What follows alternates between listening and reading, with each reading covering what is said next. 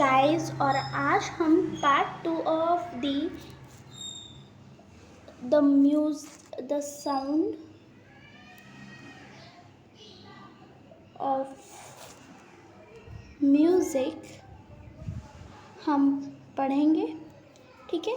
और उसके अंदर the shehnai of Bismillah Khan हमने पहले एल्विन ग्लेनी के बारे में पढ़ा था। अब हम शहनाई ऑफ बिस्मिल्लाह खान के बारे में पढ़ेंगे, जो कि बहुत ही अच्छी शहनाई प्लेयर है, ठीक है, मतलब म्यूजिशियन है बहुत अच्छे। तो चलिए आगे पढ़ते हैं। और अगर आपने part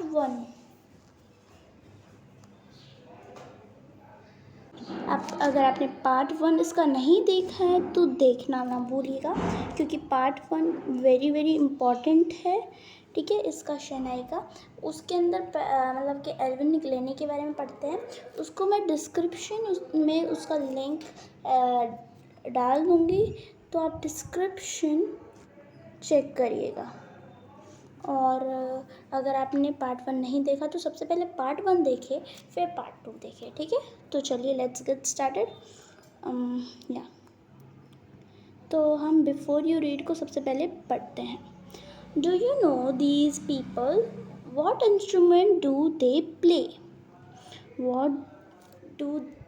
What instrument do they play? This is whom, this is who, this is who. आपको पता है अगर इसका इन सब के नाम, तो आप कमेंट पे कमेंट कर सकते हैं, ठीक है। कमेंट में आप ज़रूर बताइएगा कि इन सब के आंसर्स, ठीक है। Think of the shehnai and first thing you probably imagine is a wedding, है ना, or a similar occasion or a function. The next would probably be Ustad Bismillah Khan, the Shehnai Maestro playing this instrument. तो इधर बिस्मिल्लाह खान जो हैं वो एक बहुत अच्छे शहनाई मेस्ट्रियो है, प्लेइंग दिस इंस्ट्रूमेंट। मैंने आपको पहले ही बता दिया था ये बात। और आप बस कहाँ कहाँ शहनाई प्ले की जाती है ये आपसे पूछा गया है, तो उसका आंसर भी बताया गया, जैसे वेडिंग हो गया, या कोई ओकेशन हो गया, या कोई फंक्शन हो गया। जैसे किसी का बर्थडे है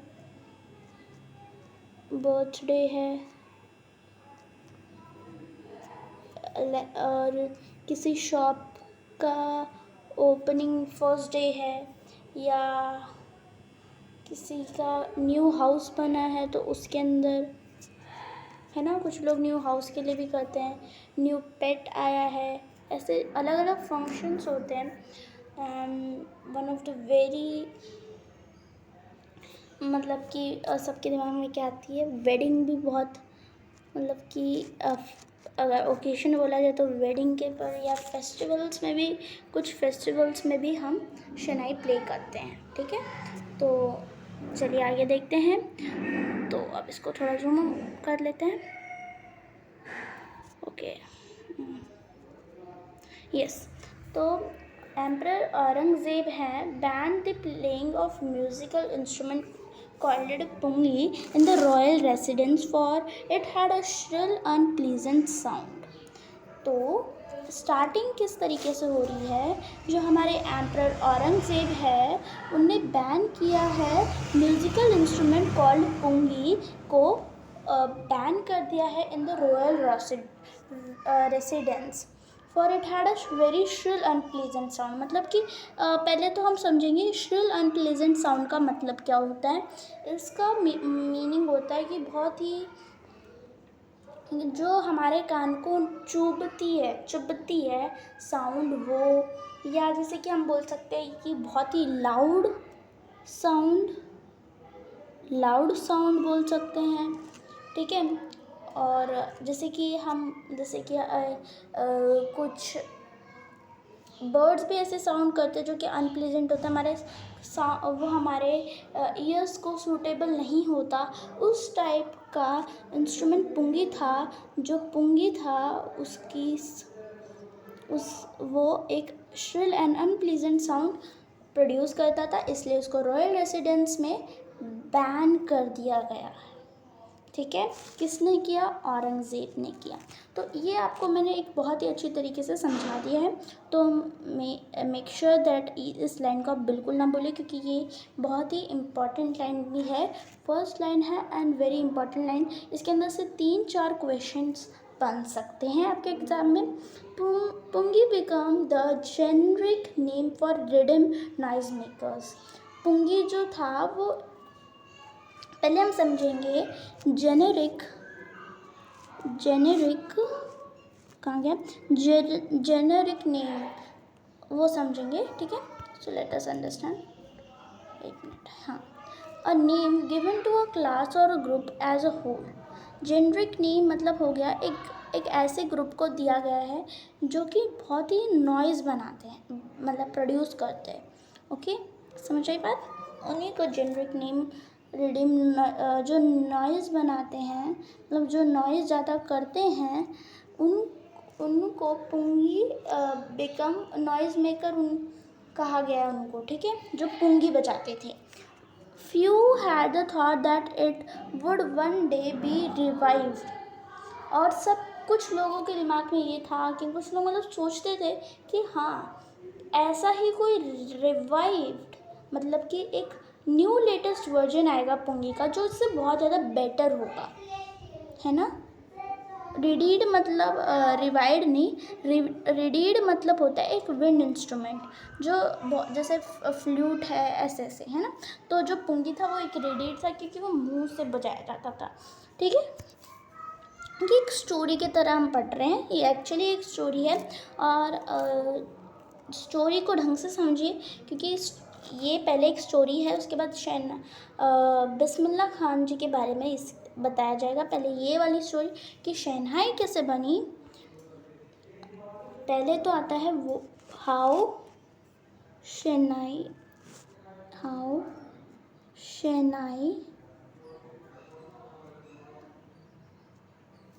इज डिस्कवर्ड। ओके, ये एक इम्पॉर्टेंट क्वेश्चन है जो बहुत बार एग्ज़ाम्स में आता है, ठीक है। बहुत बार एग्ज़ाम्स में ये वाला क्वेश्चन आ जाता है कि हाउ शहनाई इज़ डिस्कवर्ड, ठीक है। तो जैसे 3 मार्क का आता है ना कि explain this briefly, explain this in 50 to 40 words, इस तरीके से हमारा ये वाला क्वेश्चन आ सकता है, जो हमारा पहला पार्ट 2 का पहला पार्ट उसी के ऊपर है। तो चलिए अब हम बढ़ते हैं आगे। तो कुछ लोग सोचते थे कि पुंगी का भी एक रिवाइव्ड जो वर्जन आएगा और वो उससे बहुत ही अच्छा होगा। तो चलिए आगे बढ़ते हैं, क्या होता है। अ barber of a family of professional musician who had access to a royal palace decided to improve the tonal quality of pungi। उसने बोला ऐसा क्या है इसके अंदर कि हम जो बार्बर था वो एक प्रोफेशनल म्यूजिशियन की फैमिली से बिलोंग करता था। ओके, जो एक बार्बर था, उस बार्बर को क्या बोलते हैं? नाई। ओके, नाई समझ लेते हैं। तो बार्बर को नाई भी बोला जाता है, जो कि आगे आपको समझ आएगा क्योंकि मैं आपको बार्बर को नाई बोलना बता रही हूँ। तो नाई उसको हिंदी में बोलते हैं, इंग्लिश में नहीं बोलते फर्स्ट ऑफ ऑल। तो अभी आगे हम समझेंगे। तो उन्होंने डिसाइड किया, उस बार्बर ने, जो कि प्रोफेशनल म्यूजिशियन की फैमिली से बिलोंग कर रहा था, कि हमको इसको इम्प्रूव करना चाहिए, है ना। उसकी टोनल क्वालिटी को पुंगी की टोनल क्वालिटी को हमको इम्प्रूव करना चाहिए। तो he choose a pipe with a natural hollow stem that was a longer broader than the pungi and made 7 holes on the body of the pipe. When he played on it, closing and opening some of these holes, soft and melodious sounds were were produced. Okay, so इसके अंदर क्या होता है अभी मैं आपको समझाती हूँ. अरे यार ये बहुत ऐसा हो जाता है.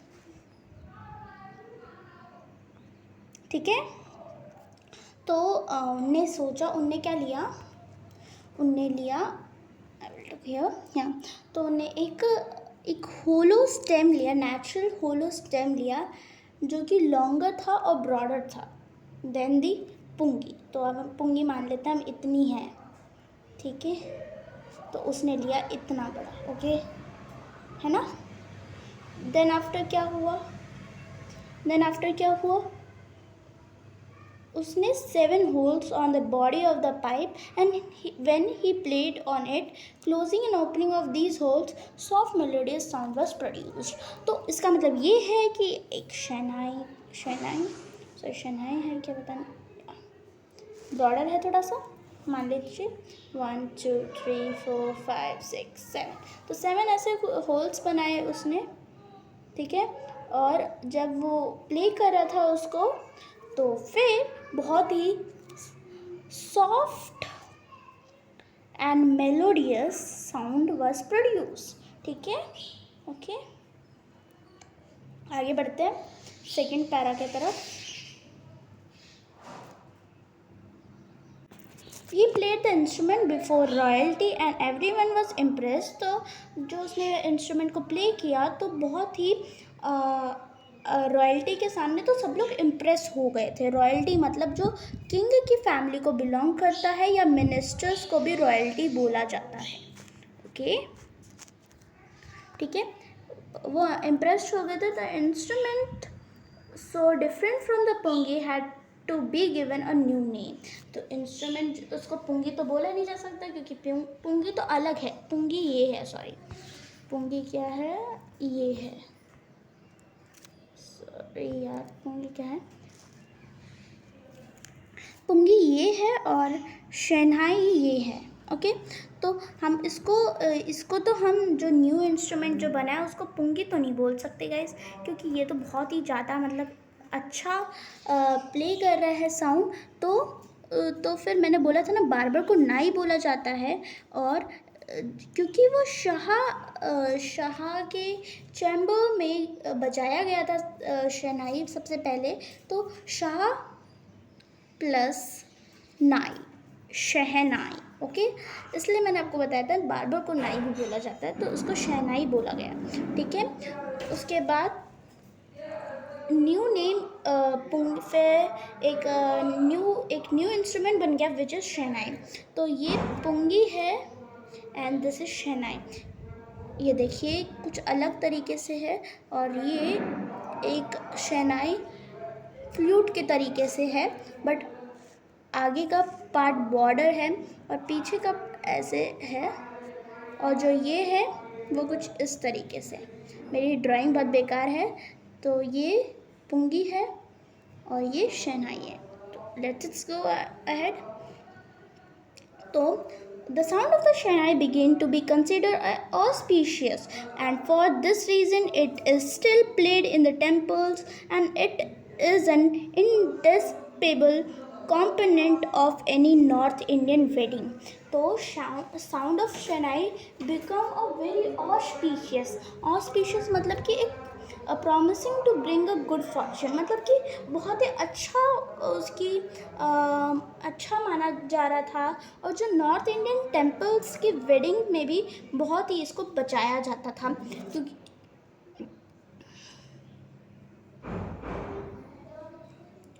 और ये बहुत ही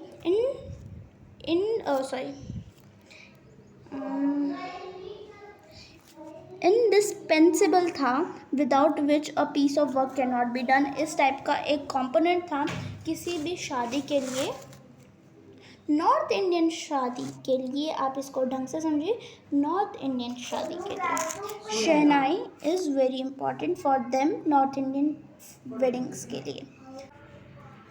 In the past, Shehnai was a part of Naubat, or traditional ensemble of 9 instruments found at the royal courts. Till recently, it was used only in temples and weddings. The credit for bringing this instrument onto the classical stage goes to the Ustad Bismillah Khan.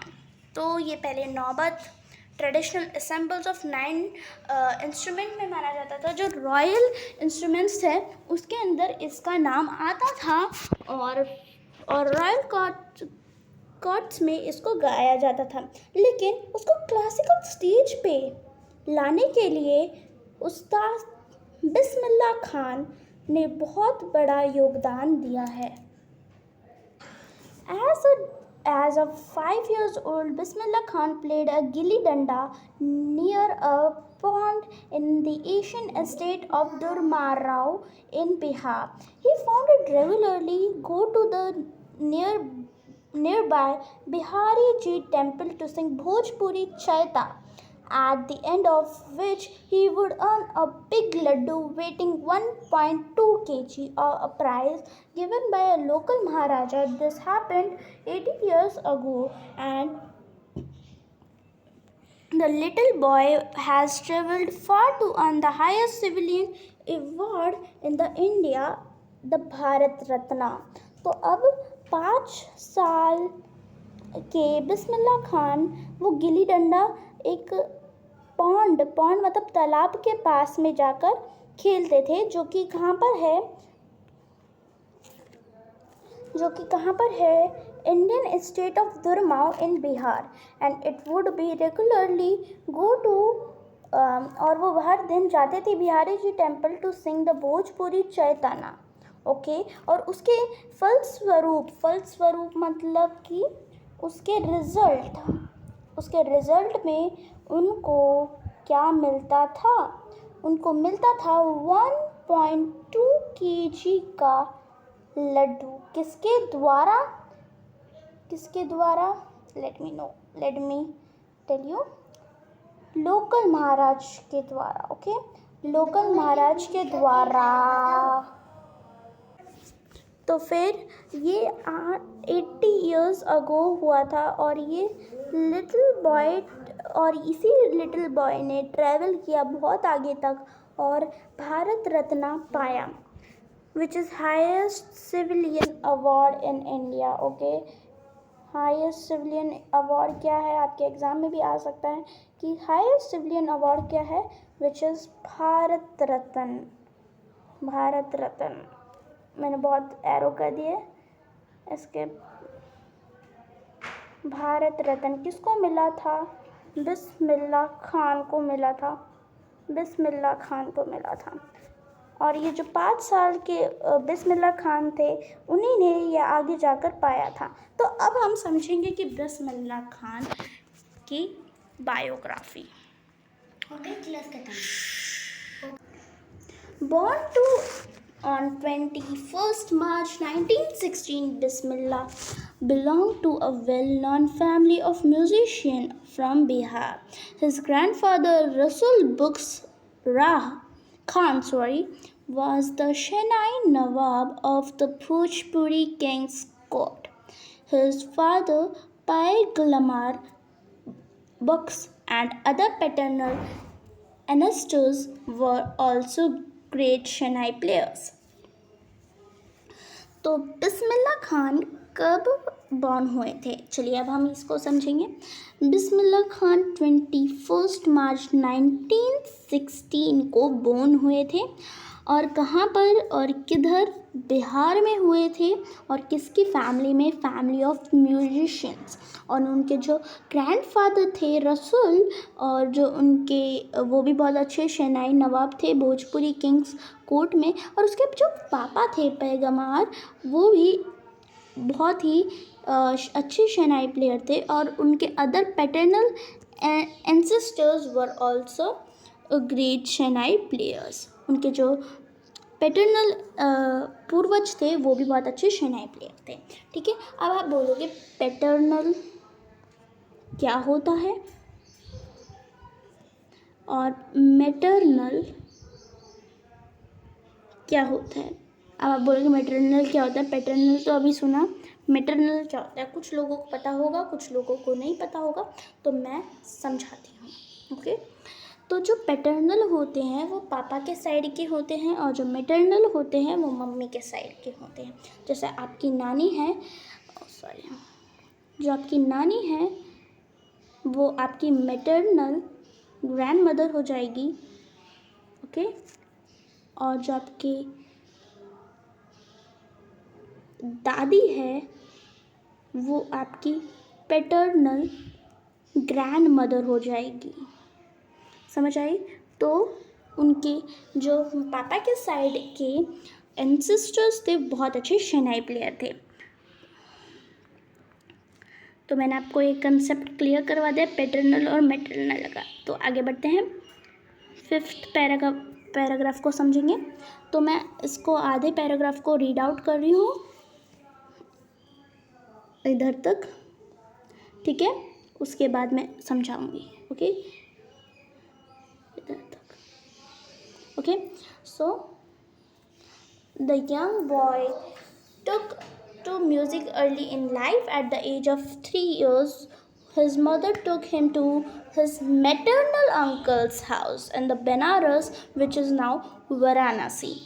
Bismillah was fascinated in watching his uncles practice the Shehnai.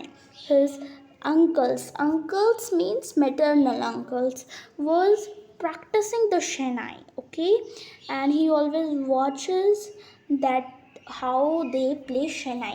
Soon Bismillah Khan started accompanying his uncle Ali Bux to a Vishnu temple of Benares, where Bux was employed to play the Shehnai. Ali would play the Shehnai and Bismillah would sit and captivate for hours on end. तो इसका मतलब ये है, जो उनके जो young boy थे, बिस्मिल्लाह खान को यंग बॉय बोला गया है। और जब वो 3 साल के थे, उनकी मम्मी ने उनको मैटरनल मतलब कि अपनी मम्मी के साइड के, मतलब उनके शायद से मामा के घर पे बनारस, जो कि आज वाराणसी है, उधर लेकर गई। और उसके जो अली बक्स नाम के जो अंकल थे वो प्रैक्टिस कर रहे थे शहनाई। मतलब बहुत सारे अंकल्स उनके प्रैक्टिस करते हैं शहनाई। जो बट अली बक्स हैं वो विष्णु टेम्पल में जाकर बजाते थे, क्योंकि उनको एक जॉब दी गई थी विष्णु टेम्पल में कि आप शहनाई बजाइए था। तो बिस्मिल्लाह खान भी उनके साथ जाते थे शहनाई, देखते रहते थे कि उनके जो अली बख्श शहनाई अंकल थे वो कैसा बजा रहे हैं। और बिस्मिल्लाह खान घंटों घंटों उधर बैठे रहते थे, ठीक है। तो आगे बढ़ते हैं। Slowly he started getting the lessons in the playing the instrument and would sit practicing throughout the day. For years to come, the temple of the Balaji and Mangalya Maya and the banks of Ganga become the young apprentice's favorite haunts, where he could practice a solitude. The flowing water of the Ganga inspires him to improvise the invent ragas that were earlier considered to belong the range of Shehnai. तो जो ये वाला chapter थोड़ा सा बड़ा है, ठीक है। तो आप थोड़ा सा आधे घंटे से ज़्यादा टाइम लग सकता है, तो प्लीज़ आप 1.5x पे भी इस वीडियो को देख सकते हैं, ओके। और अगर आपको 2x अच्छा लगता है तो 2x पे देखिए, क्योंकि ये मैं थोड़ा स्लो बोल रही हूँ, सॉरी अबाउट दैट। जो बिस्मिल्लाह खान थे वो शहनाई के लेसन्स लेना स्टार्ट कर रहे थे, और वो ना जाते थे Balaji which is Tirupati Balaji, okay, which is Tirupati, okay. कुछ लोगों को पता होगा तिरुपति बालाजी और कुछ लोगों को नहीं पता होगा तिरुपति बालाजी,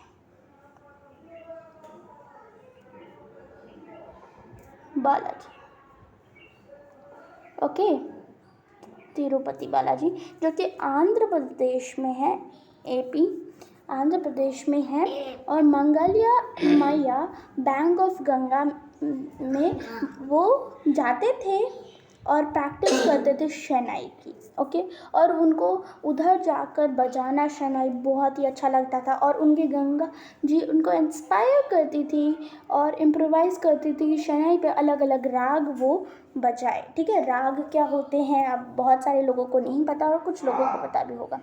राग होते हैं म्यूज़िक के एक पार्ट, जैसे कुछ लोगों को पता है जो फर्स्ट राग होता है, सेकंड राग होता है, थर्ड राग होता है, बहुत सारे राग होते हैं। जो लोग वोकल म्यूज़िक सीखते हैं, हिंदुस्तानी वोकल म्यूज़िक सीखते हैं, उनको पता है कि राग्स क्या होते हैं।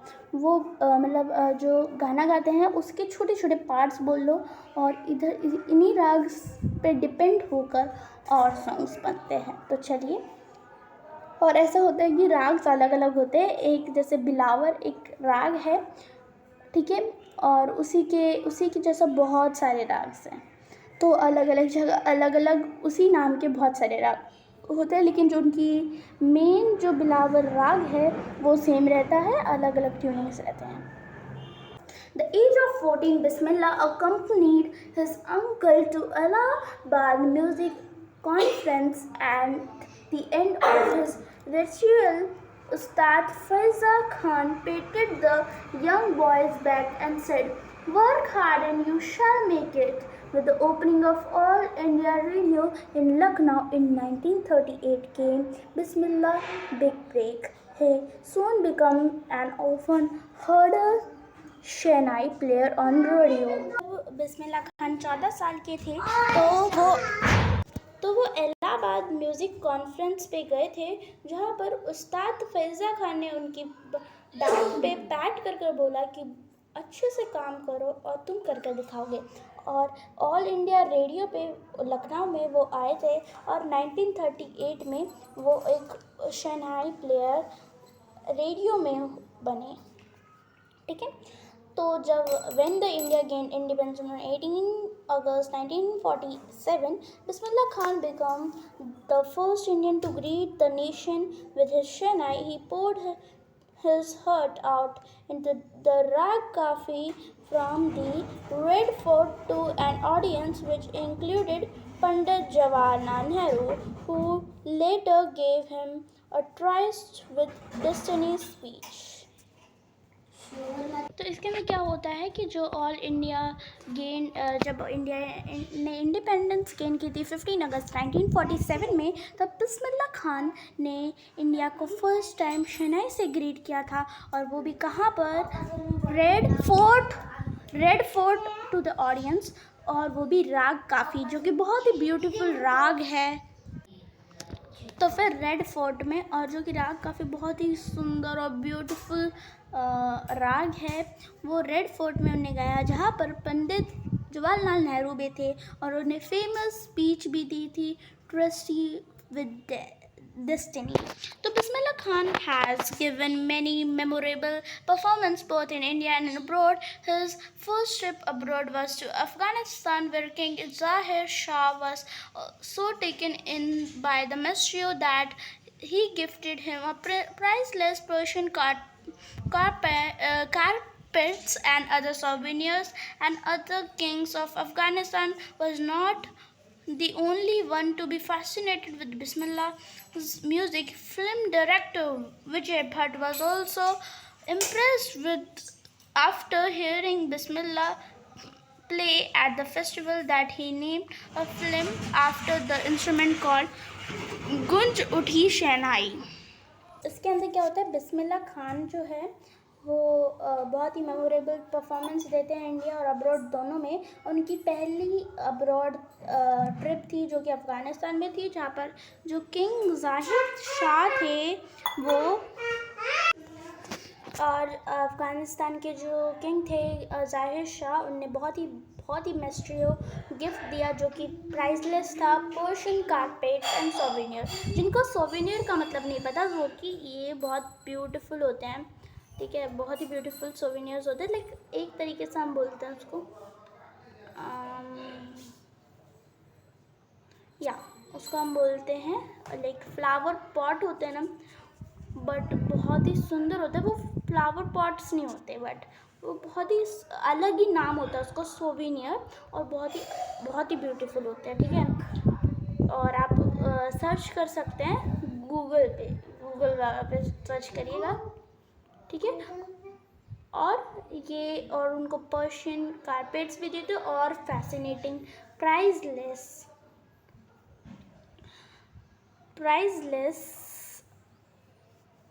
जो है पर्शियन कारपेट्स दिए थे और बहुत ही प्राइसलेस चीज़ें भी दी थी।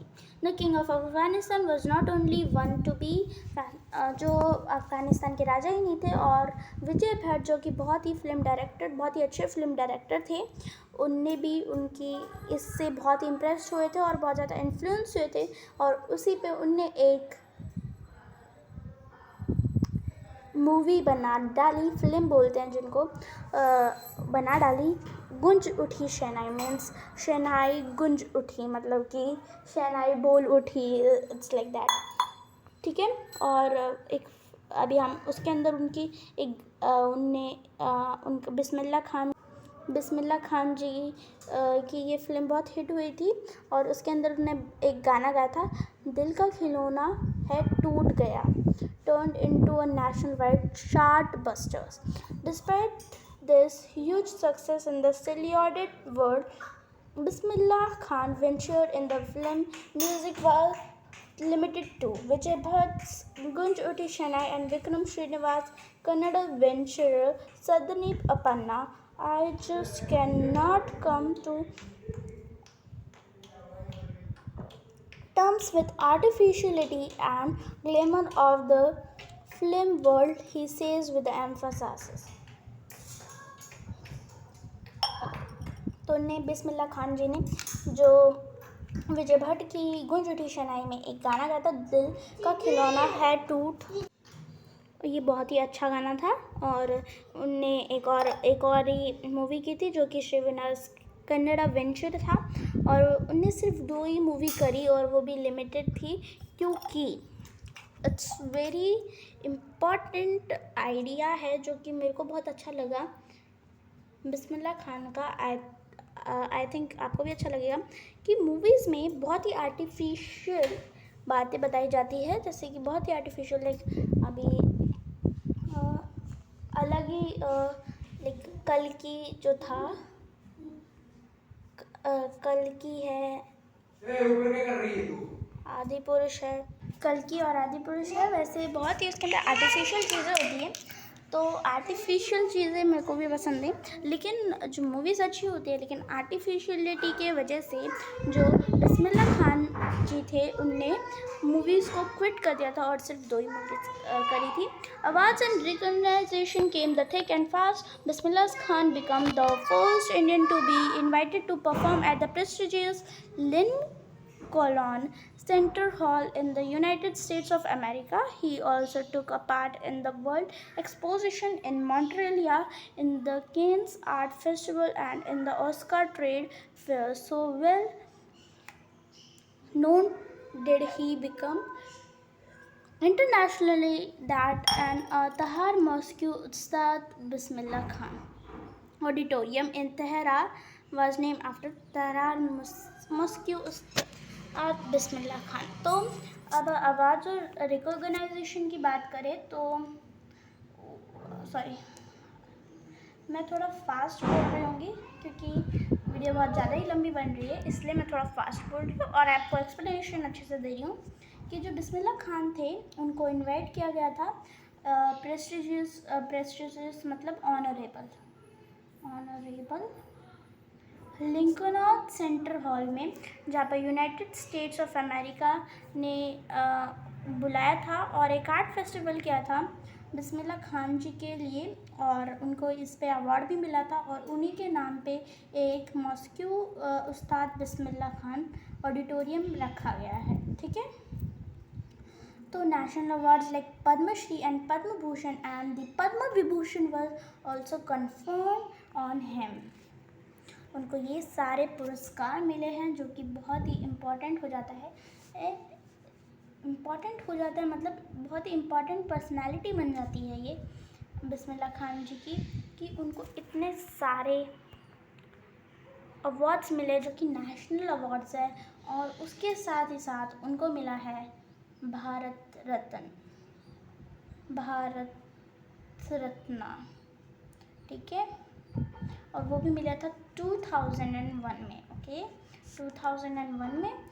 और उनको हाईएस्ट सिविलियन अवार्ड भी बोला गया है, with the confident awarding resting on his chest and his eyes glinting with the rare happiness he said, all I would like to say is teach our children music, this is the Hindustani richest tradition, even the west is not coming to learn our music. तो अभी आज के time पे 2025 में लोग Korean, south Korean की musics के ऊपर मतलब बहुत ज़्यादा मतलब कि बहुत ज़्यादा क्या कहते हैं अट्रैक्ट हो चुके हैं। लेकिन जो हमारा हिंदुस्तानी ट्रेडिशन म्यूज़िक का वो भी बहुत रिच है। तो उन्हें ये बोला, बिस्मिल्लाह खान जी ने ये बोला कि अपने इंडियन स्टूडेंट्स को हमको म्यूज़िक सिखाना चाहिए, वो भी हिंदुस्तानी, नॉट दी फॉरेन, ओके।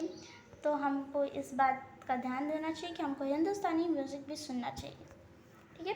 तो in spite of having traveling all over the world, Khan Saab, as he is found coldly exceeding fond of Benares and Dumrao, and they remain for him the most wonderful towns of the world. A student of his once wanted him to lead the Shehnai school in USA, and the student promises to recreate the atmosphere of Benares by replicating the temples there. But Khan Saab asked him if he would be able to transport the river Ganga as well. Later he remembered to have said that this is why whenever I am in the foreign country I keep yearning to see Hindustan, when while in Mumbai I think only Benares and the holy Ganga, and where Benares I miss unique Matha of Dumra. So तो खान साहब जो है वो खान साहब बिस्मिल्लाह खान जी को बोला गया है उनका favourite place in the world है बनारस और डुमराव। और जो यूएसए में उनका एक स्टूडेंट है, बोला यूएसए में आप एक शनाई का स्कूल खोल दीजिए, मेरे को भी सीखना है और मैं यूएसए वालों को भी दिखाना चाहता हूँ कि हमारे मतलब कि मैं यूएसए में बैठे शनाई सीखना चाहता हूँ। और उस स्टूडेंट खान साहब ने बोला कि मैं इंडिया को छोड़कर कहीं नहीं जाऊँगा, और स्पेशली बनारस और गंगा रिवर को। तो उन्होंने बोला कि मैं गंगा, और स्टूडेंट ने बोला कि मैं पूरा आपको जैसे रिवर गंगा है वो बना कर दे दूँगा, लेकिन उन्होंने मना कर दिया कि आप मतलब कि रिवर गंगा वो जैसे बनारस है वैसा ही बना दूँगा यूएसए के अंदर। लेकिन उन्होंने बोला कि रिवर गंगा को ला सकते हो क्या, तो उन्होंने बोला नहीं। तो इसलिए उनको गंगा रिवर बहुत ज़्यादा अच्छी लगती थी। और जब वो फॉरेन कंट्रीज़ में होते हैं तो उनको हिंदुस्तान देखना होता है, और जब वो मुंबई में होते हैं तो बनारस, और बनारस में होते हैं तो उनको दुमराव की मट्ठा बहुत मतलब बहुत ज़्यादा याद आती है। तो Ustad Bismillah Khan life is a perfect example of the rich cultural and heritage of India, one that effortlessly accepts the devote of Muslim like him can very naturally playing the Shanai every morning at the Kashi Vishwanath Mandir means temple, sorry। तो जो ये एक पहले मुस्लिम है जो ये बताते हैं कि हिंदू मुस्लिम कुछ नहीं होता, और वो खुद गंगा रिवर में और वो मंदिरों में जाकर शहनाई बजाते हैं और कहते हैं कि एक perfect example rich culture of heritage of India एक साथ ही होता है, ठीक है। तो 2026 में जो हमारे उस्ताद बिस्मिल्लाह खान हैं वो पास अवे हो गए, मीन्स वो मतलब उनका देहांत हो गया, और एज ऑफ 90 में हुआ था उनका देहांत। और वो एक लॉग्ड इलनेस की वजह से उनका देहांत हो गया। और और he was given as state funeral the government of India declared one day of nation mourning. ठीक है, तो इस तरीके से हमारा ये चैप्टर कंप्लीट होता है। ठीक है, पार्ट 2 बहुत बड़ा है तो इसलिए हमको आई थिंक सो 40 मिनट लग गई है। ओके, तो अगर आपको वीडियो अच्छी लगती है वीडियो को लाइक शेयर सब्सक्राइब करना ना भूलेगा, और अपने एक 9th क्लास के दोस्त के पास ये वीडियो मत भेजिएगा, सॉरी मत नहीं भेजिएगा, क्योंकि आप अपने दोस्त को भी थोड़ी सी नॉलेज देंगे तो उनको भी थोड़ा दिमाग आ जाएगा। ठीक है, तो अपने दोस्त को ये वीडियो शेयर करिएगा और पार्ट 1 देखना ना भूलेगा। और हम अगर आपको ऐसे इंग्लिश के हर एक चैप्टर चाहिए तो चैनल को सब्सक्राइब कर दीजिए। और थिंकिंग अबाउट द टेक्स्ट की भी मैं एक अच्छे से वीडियो बनाने वाली हूँ।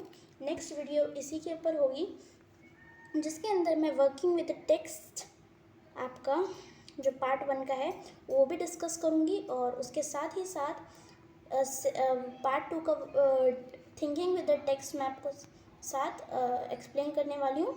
ठीक है, और थिंकिंग अबाउट द लैंग्वेज और हमारा स्पीकिंग वर्क मैं उसकी नेक्स्ट वीडियो में करने वाली हूँ, और उसके बाद समरी। ठीक है, तो till then bye, take care, thank you, जय हिंद।